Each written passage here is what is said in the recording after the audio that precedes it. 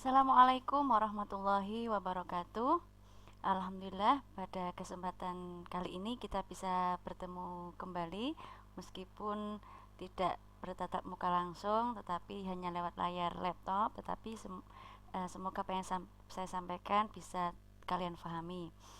Uh, kita masuk ke materi selanjutnya. Pada pertemuan keempat kita akan membahas tentang kasus 2 sampel yang dimana di dalamnya membahas tentang uji tanda dan juga uji rank tanda Wilcoxon.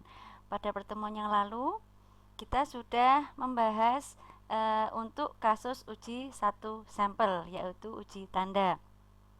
Nah, untuk kasus uji 2 sampel ini nanti akan saya awali dengan uji tanda.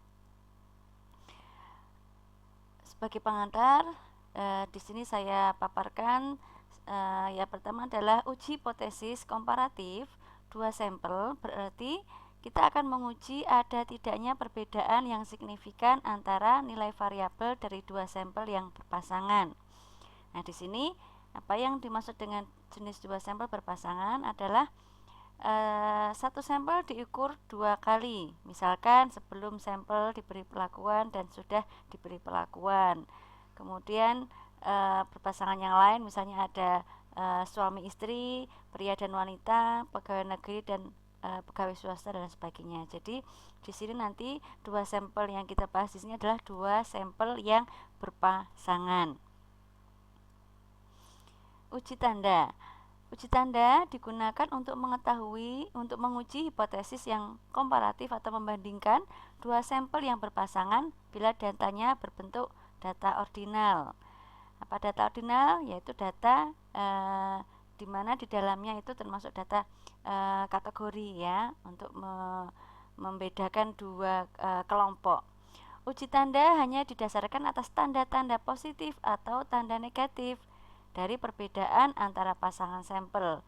Jadi bukan didasarkan atas besarnya perbedaan. Ya, seperti yang pernah kita bahas pada uji 1 sampel, uji tanda, di mana kita hanya menggunakan tandanya saja, tidak menggunakan nilainya yang akan kita olah. Nah, di sini uji tanda 2 sampel ini yang akan kita gunakan adalah perbedaan antara pasangan sampel. Jadi bukan didasarkan atas besarnya perbedaan, tapi pada perbedaan itu sendiri.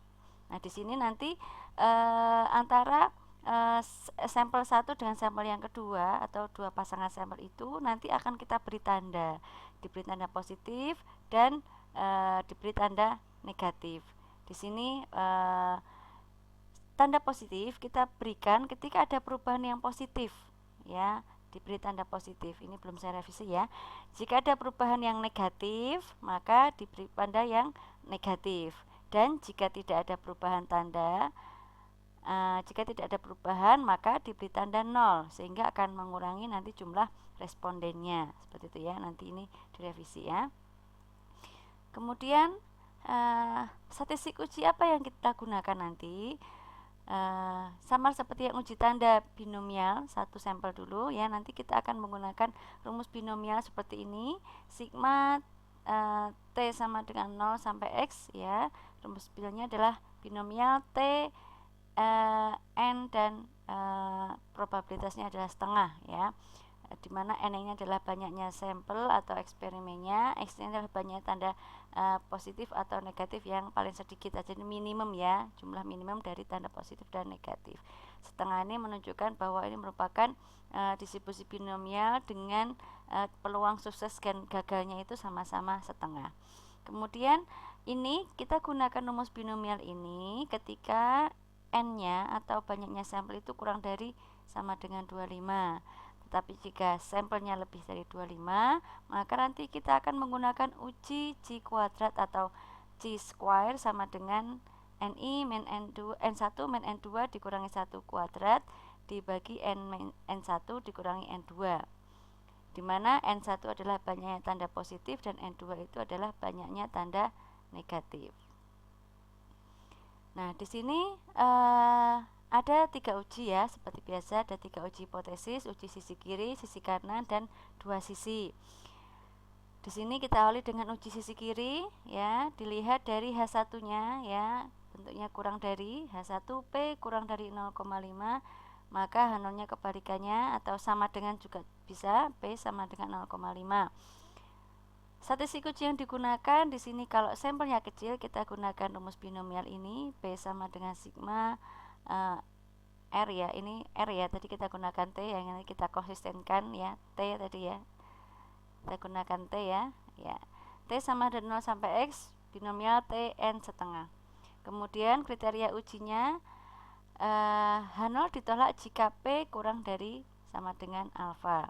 Nah, jika sampelnya besar kita gunakan rumus C kuadrat ini ya. H0 ditolak jika C square hitung ini nanti kurang dari C square tabel ya, seperti itu.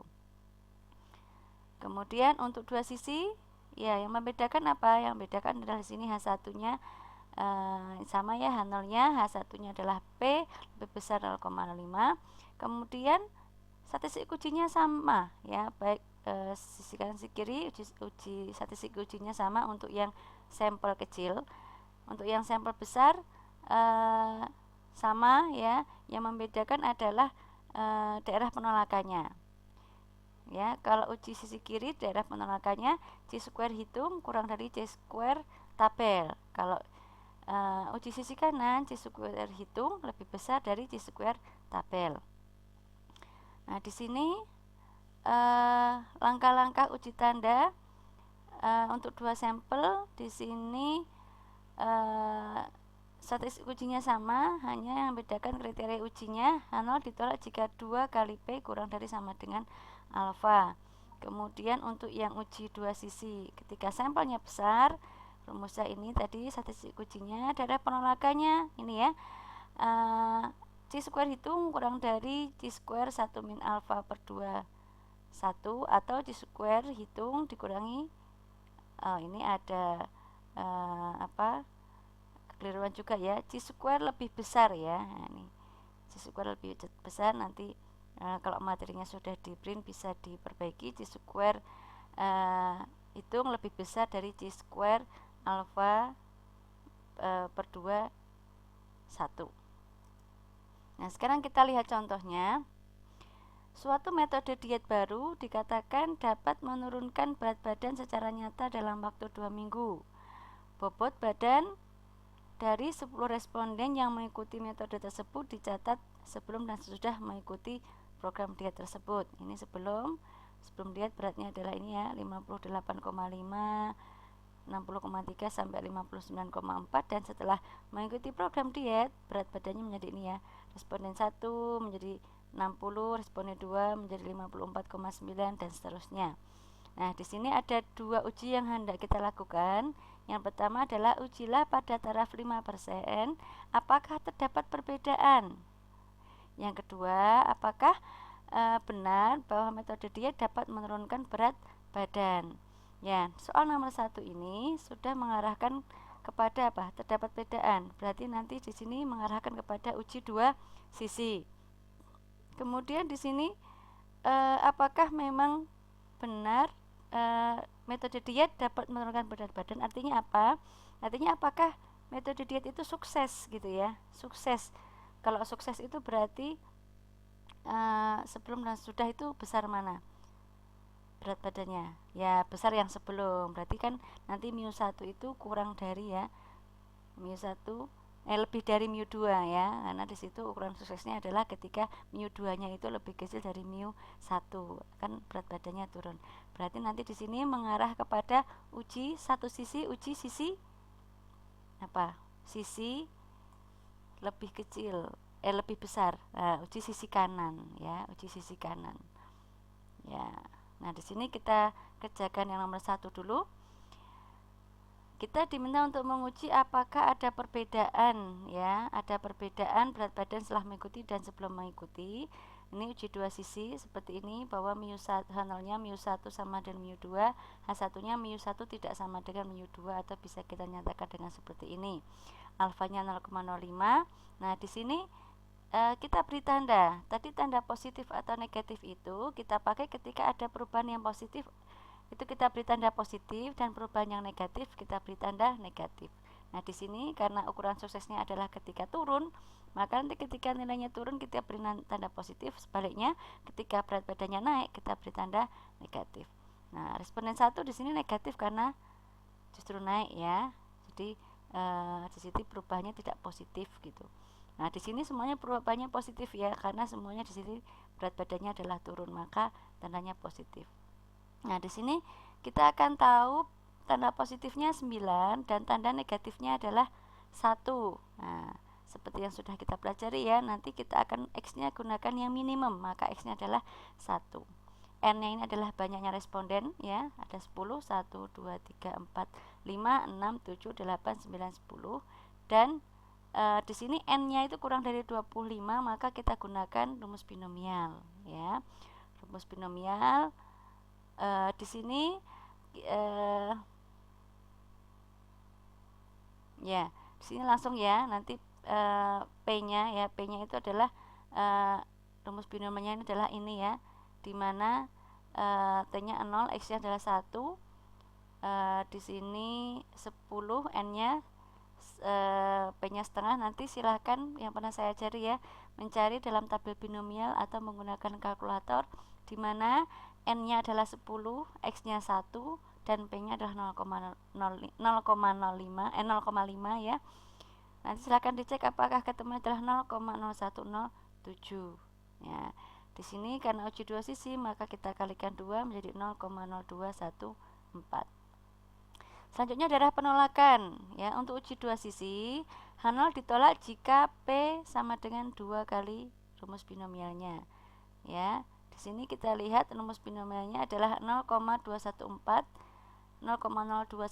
dan itu kurang dari 0,05. Jadi memenuhi ya, di sini H0 ditolak ya. H0 ditolak artinya H1 diterima.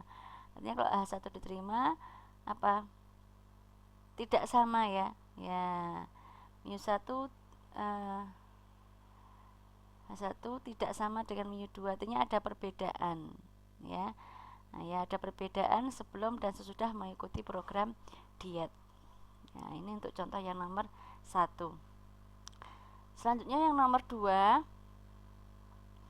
Tadi kita ingin menguji apakah efektif metode diet itu. Di sini kita tandai apa? Mu2-nya atau sesudah diet itu lebih kecil dari mu1. Ya, ini menunjukkan bahwa program dietnya itu sukses. Alfanya adalah 0,05 untuk menentukan tanda. Di sini oh ya, ini ya, ini juga perlu diperbaiki. Silahkan nanti. Jadi nanti sama dengan yang ini ya. Sama dengan yang ini. Di sini tandanya adalah, saya terbalik ya. Ini adalah negatif, ini positif, positif, positif, positif semua ya. Sehingga di sini tandanya positifnya 9, negatifnya 1 ya, negatif ya, tanda negatifnya 1.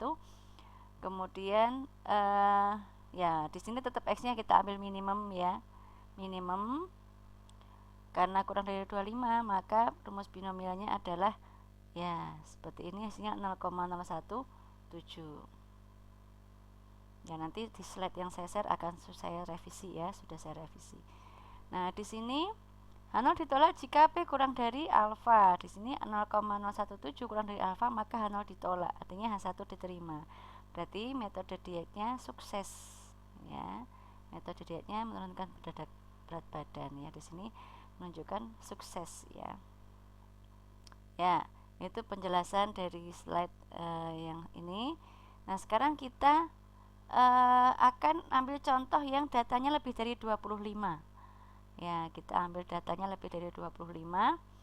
Di sini contohnya, seorang peneliti ingin mengetahui efektivitas penerapan model pembelajaran TGT untuk meningkatkan hasil belajar siswa. Di sini hasil belajar apa ya tadi ya? Oh, hasil belajar. Oh ya. Oke, hasil belajar. Oke, hasil belajar. 28 siswa tadi diamati, kemudian diminta untuk mengerjakan soal, dan hasilnya adalah ini. Sebelum mereka pakai TGT skornya adalah ini ya, dan sesudah mengikuti TGT skornya adalah yang di bawah ini. Nah, di sini kita diminta untuk menguji apakah TGT itu efektif untuk meningkatkan hasil